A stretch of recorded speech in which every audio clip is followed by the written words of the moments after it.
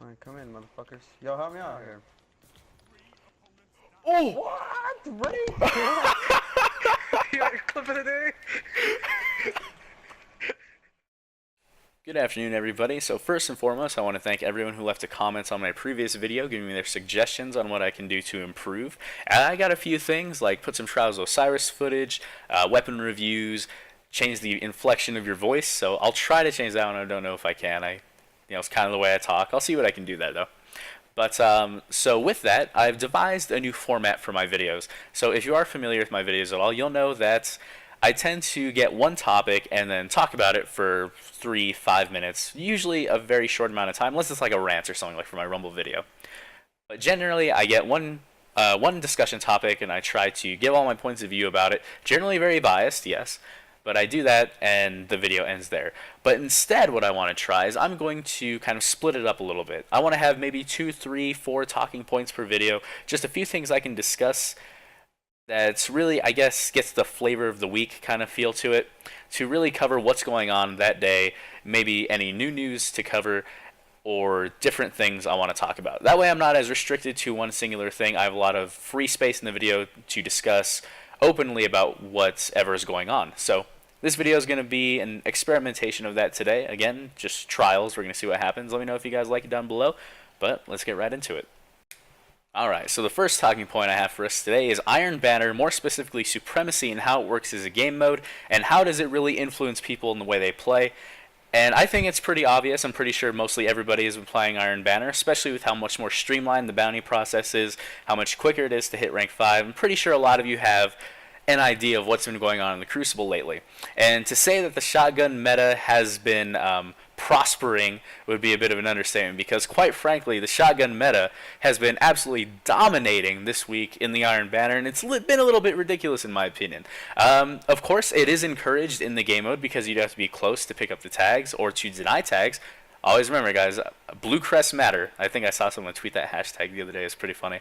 But really, when you are inspiring people, or I should not say inspiring, when you're influencing people to run close range setups, when people already run close range setups, you're going to have a much less diverse pool of players and weapons and playstyles, especially when the maps you created, Bungie, are catered to these close range playstyles. So I have heard the argument that it's made just for fun, it's for you to screw around, just play. You can just run out of the shotgun, not have to think, and just play.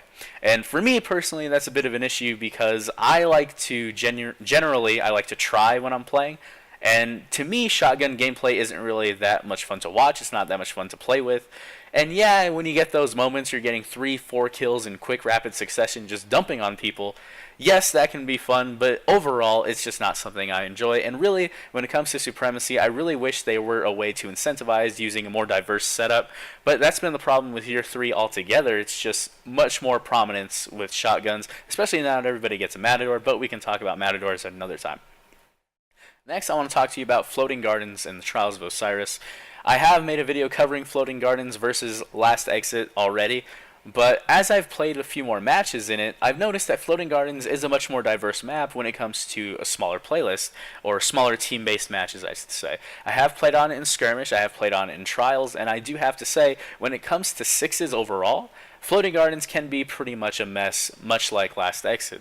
But in 3s particularly, you do have a little bit more diversity. What I've noticed is that at the beginning of the match, a lot of people are going to run to the outside rim by the Vex statues, and when you go to that area, depending on what class you are, if you move quick enough, like on a Titan or a Bones of Iao Hunter, then you really can set up a position to get snipes.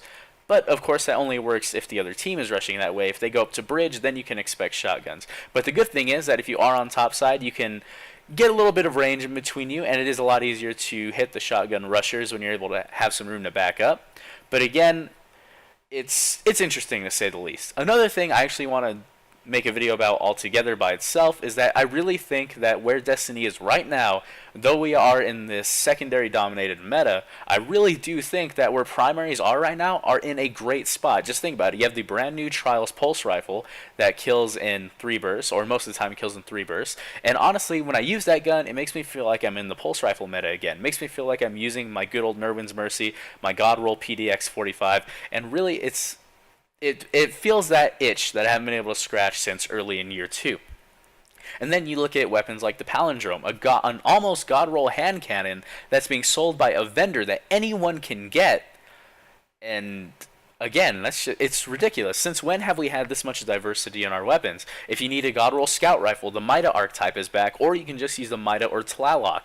If you need another pulse rifle, the Clever Dragon is a great Iron Banner one that's been dropping for a ton of people, and is easy to grind for right now. I really think that with the weapons that they've introduced, you have something for everybody. The 77 Wizard is a really good fusion rifle that came back. I've made plenty of videos talking about that fusion rifle in the past, and really there's just so much more diversity in the meta. But again, the meta is dominated by shotguns, so we have to find a way to fix that there. Is it a balancing issue? Yes. How can this balancing issue be fixed? It's not so straightforward. In my opinion, I've suggested in the past that we just reduce the amount of special ammo, but once you do that, then everybody's running Invective, Universal Remote, and Last Word. That's what, even then, Last Word, that's fallen out of the rotation, actually. I've seen a lot less Last Word and just a lot more straight Matador. So everybody's looking for performance bonus, everybody's looking for replenish. Bungie's got to do something about the secondary dominance that we have right now. It's not even just shotguns anymore. It's just everything. There is absolutely no primary uses whatsoever in the Crucible, and that's something that needs to change. But anyway, thank you all for watching the video. Let me know what you think of this new format. Do you enjoy it? I'd appreciate any feedback down below, and I'll see you again soon. Thank you.